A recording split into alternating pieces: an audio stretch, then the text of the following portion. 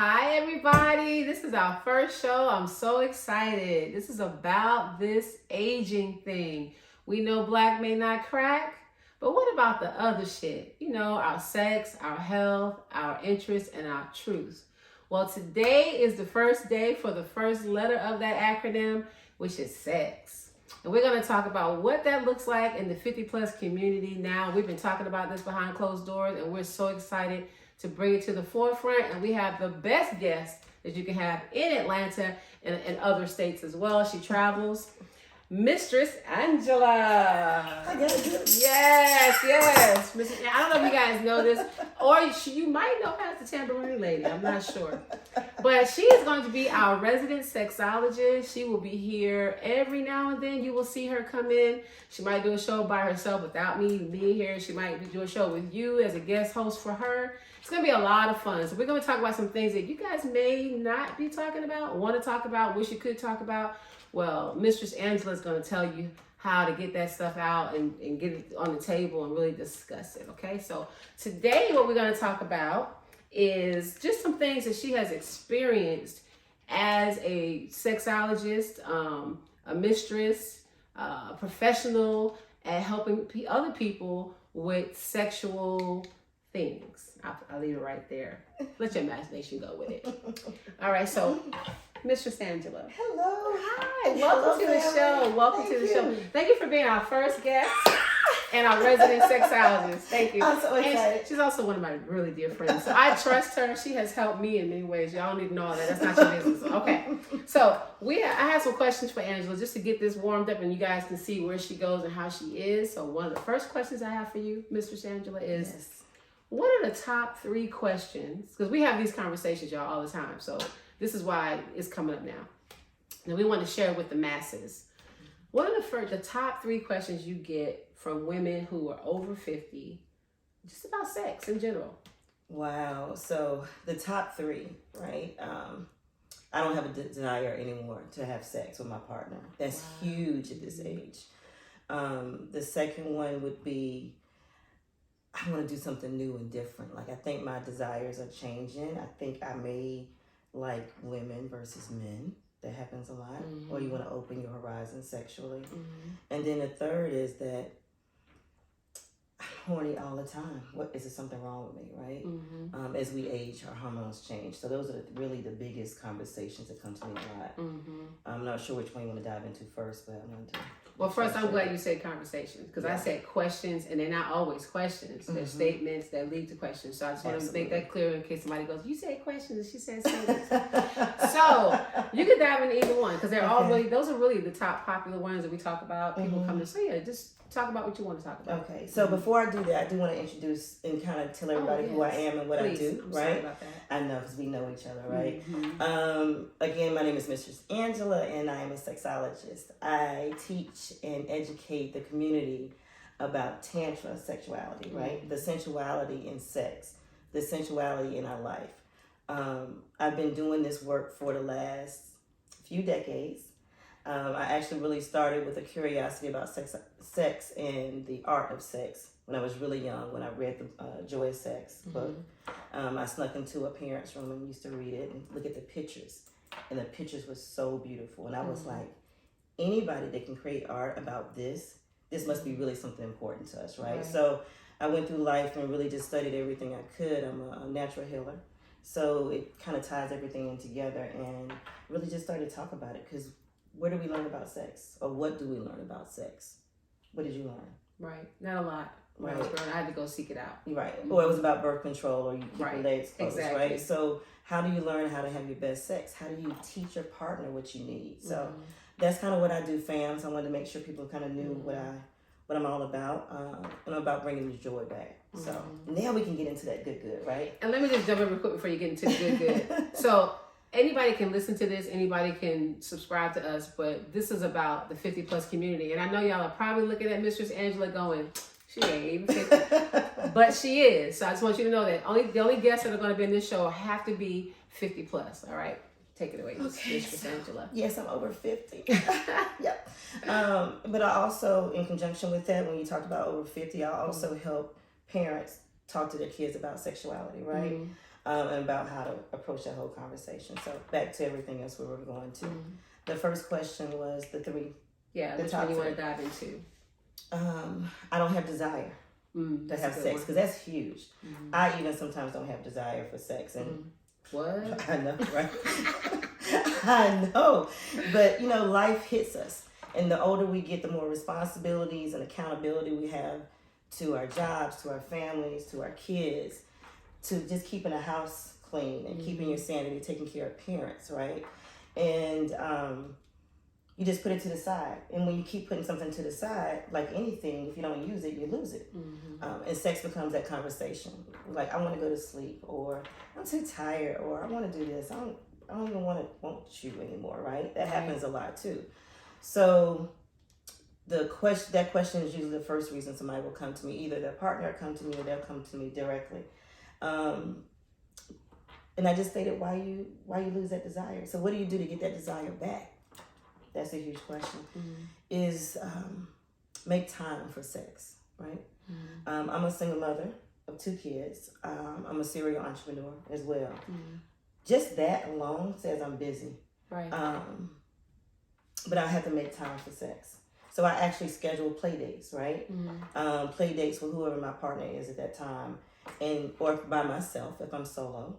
And a play date could be anything. Maybe we're just connecting over dinner, and we start to kind of warm up and connect before you can just jump into the sex. But you have to make sex a priority. Yeah, and that's hard for us. Right. Yeah. I think a lot of people can relate to that, making time for sex, whether it be with yourself or with a partner. I think that is excellent advice. And then we have to do it. Like, we get together, it's a lot of us, and we talk about a lot of those things, and we talk, and then we leave each other, we all, ready to go, and then it doesn't get done because the kids distract you, or some work distracts you, and a week has gone by, and we talked about this on Sunday, it's Friday, and you still haven't done anything for yourself.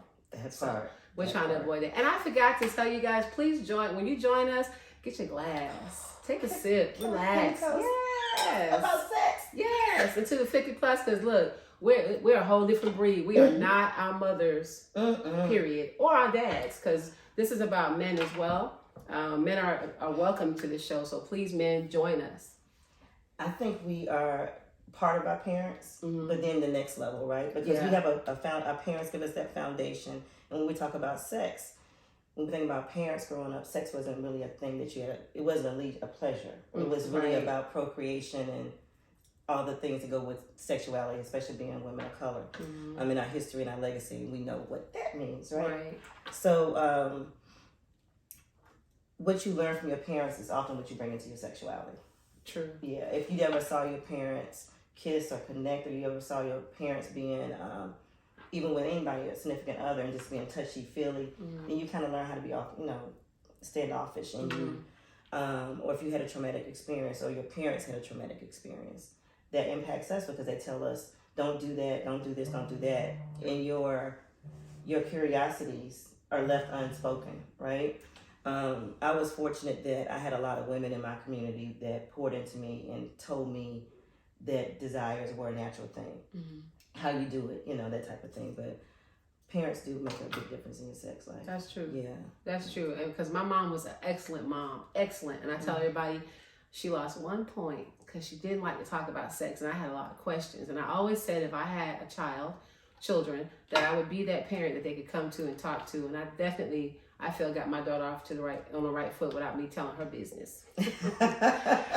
And we have a very open relationship, and she can come to me about anything. She has a lot of aunties that she can do that too as well. So that's great. Segueing into this conversation now. This is great segue for talk to me. The next question was, what is going on in the 50 plus community and orgasms? I have heard some women say that they are 50 plus, y'all, and have never had one, don't know what it feels like. How do I get there? They've been married for 30 years and have never had an orgasm. So, Mrs. Angela, could you speak on that for us, please? Let me take a sip first, because this is a big conversation. Please, everyone, take a sip. Take a sip, yes. My favorite shows are the ones that I can have a sip on, right? That's good. So realistically, over half of us don't have orgasms or never had an orgasm.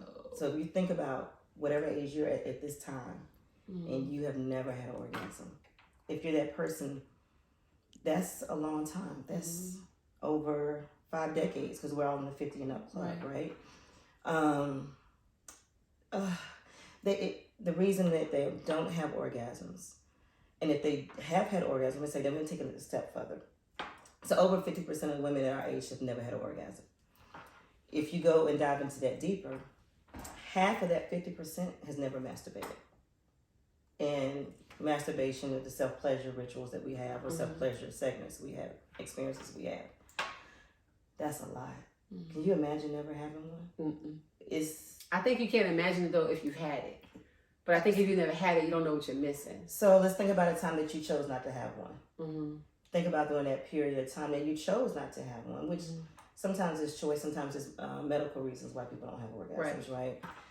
How did that feel during that time? Like, what did you go through during that time? And then magnify that over years and years and years.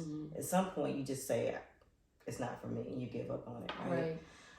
However, when our hormones start to change, a lot of us become more sexually excited, to say this. Like, you're always on, you always are ready to have a play date, right?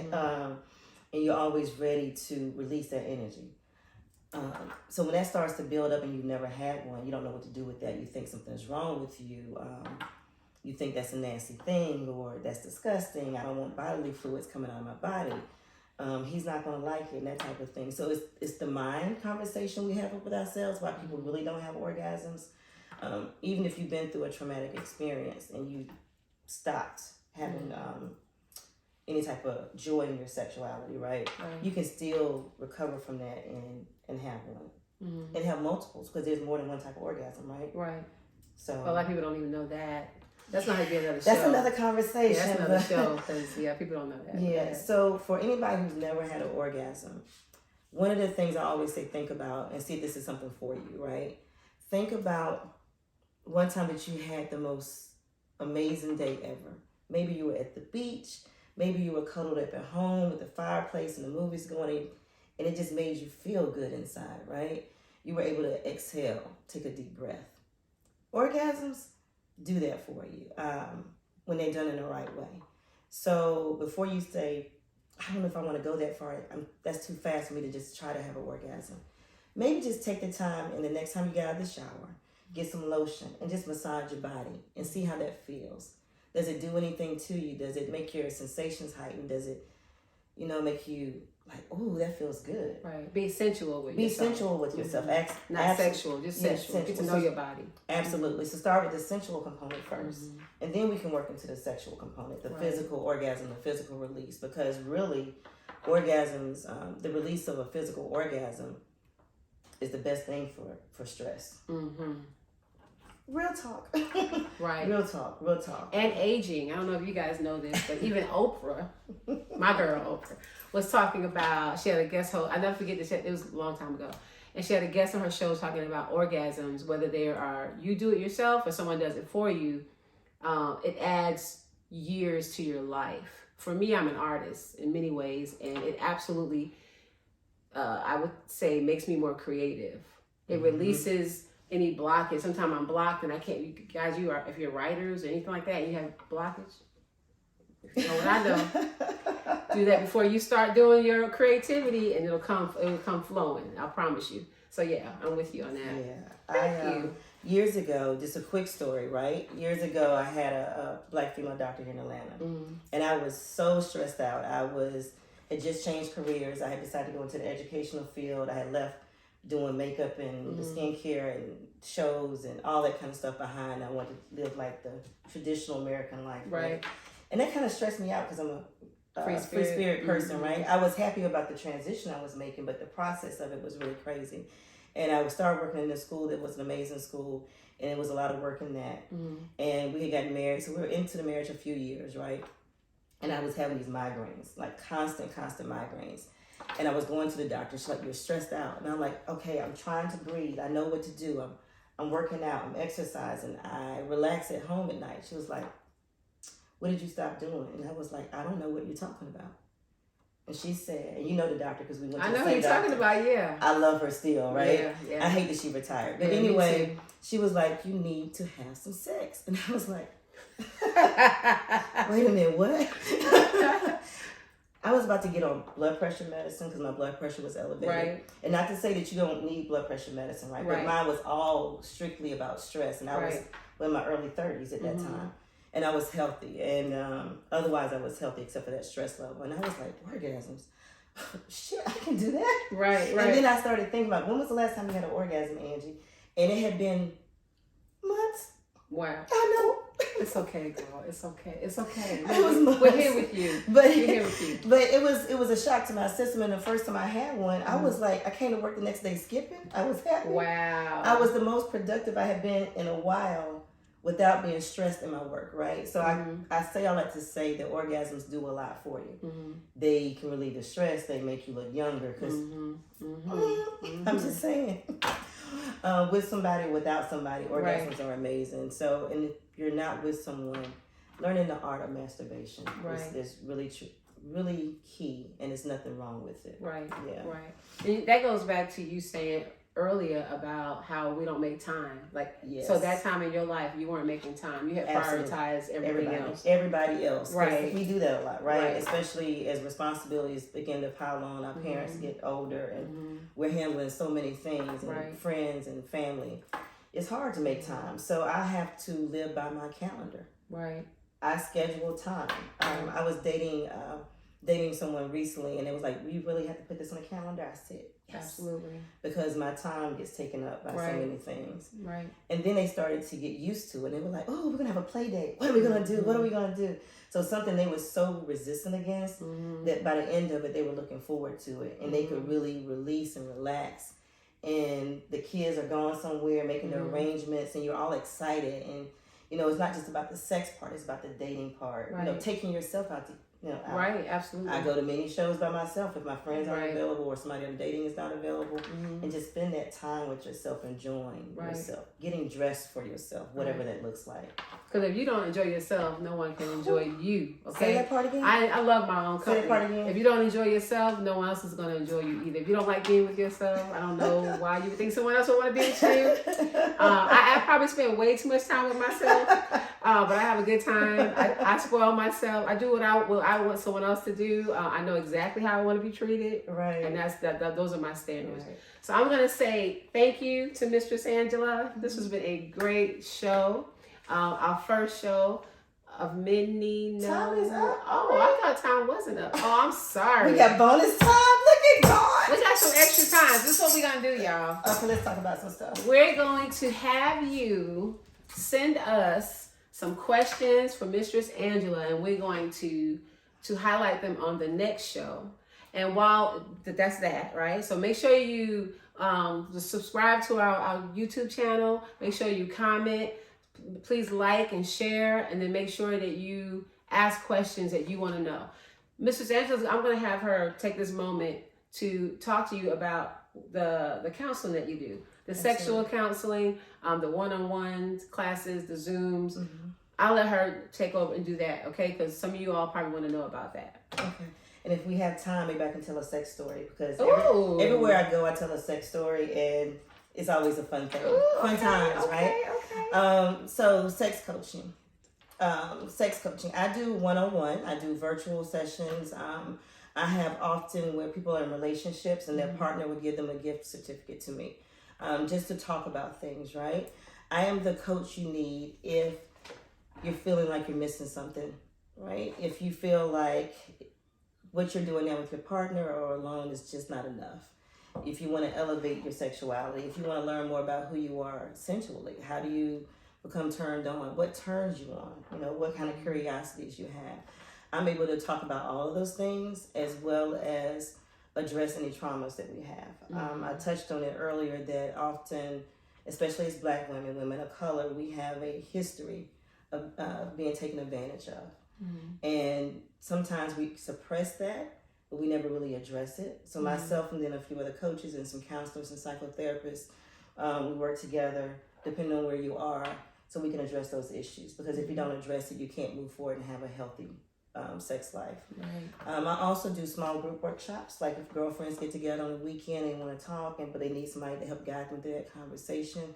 I do that type of thing. I do conferences, workshops. I travel.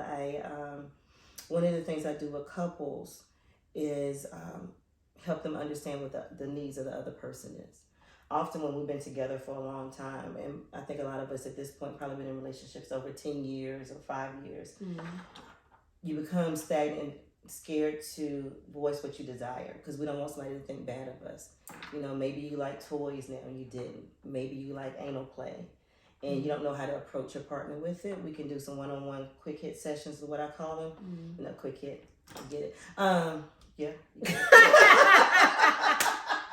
I needed you to laugh because you were so focused. You had me. You were pulling me in. I was like, yeah, but anyway, but you gotta laugh about sex. That's right, one of the things right. we do. We break up the tension of sexuality and talking about some of our deficits in the area. And then for people that are older, we're typically on a lot of medications. And I'm saying this because we don't realize how medications impact our libido. So if you are of a masculine energy and you have a phallus, sometimes when you're on medications, it doesn't get as erect as it does when you were younger. Right. So I have tools to teach you how to get that power back while you're on those medications and a program to do that as well as with females when your hormones are going up and down. How do you manage having the power surges, the dryness, the mood swings, and still have a healthy sexual relationship? So yeah, we do that one-on-one. We do it as couples. We do it in groups. We do it in large rooms. And we have some products that we share that help break the ice. We have some game cards where you can get to know your partner by games. We have some stories that I tell. Right. We have the interactive journal that we have, which is a coloring journal about emotions. Yeah. Where you can kind of get in touch with your emotions and exactly what you're feeling. So I'm everywhere. I'm the Wife Your Life Tribe, and I'm usually in the South, throughout the Southeast, sometimes on the West Coast. But internationally as well. So right, because you've been to Chicago, right. Boston, Connecticut, right. Florida, Ghana, Jamaica, Morocco, and I show up in many different ways. Like I may show up on stage somewhere, but I'm talking about sexuality. I may be on a stage somewhere and dancing, and performing sexuality or sensuality, right? And then sometimes I'm doing the workshops in conjunction with that. So usually I'm in one of those three aspects. I also wanted to share with you guys that I saw Mistress Angela in action at a retreat in the woods, Georgia mountain somewhere, with a bunch of women. And some of the women were from California, Atlanta, New York, and we were all together. A lot of us didn't know each other, and this lady right here, she had conversations happening that you could tell people did not know they were going to want to have those conversations, and they left with a whole lot of great information. And I feel like we all felt more empowered and we were ready for whatever because of this young lady right here, Mistress Angela. Now, would you give everyone your contact information, your website, and your Instagram? And I always forget to tell people how to find me, right? I just say follow the tambourine. But on social media, you can find me at the Wife Your Life Tribe on Instagram, on Facebook, on YouTube. I have Spotify music list on the same part. You can call me, reach out to my website, The Wife Your Life, and all my contact information is there. If you know me or know somebody who knows me, then they know how to get in touch with me too. So I'm only a phone call away or email away. Oh, okay, we can call That's what's call me. Mistress Angela. That's how I like to say it. Say it one more time. Mistress Angela. Okay. Because I'm silly like that. So I don't know what the camera lady is doing. Listen, all right, y'all. You know this is the first show. You know what? It's my fault because I do that. I have that effect on people. Because she was drawn in too, right? They forget what they're doing, so it's my fault. I'm sorry. I'm so sorry. So our crew is also 50 plus, part of the 50 plus community, female and male. But right now, I wanted you guys to please follow, share, and subscribe to our channel. That's below. Please let us know what you think of the show. I know we're a little silly today, but it's our first show, and it's going to be organic like this. We're going to have some live events as well on social media, so look out for that. And thank you so much for joining us. We really appreciate you guys, and we'd love to hear from you. And Mistress Angela's going to take us out with the tambourine.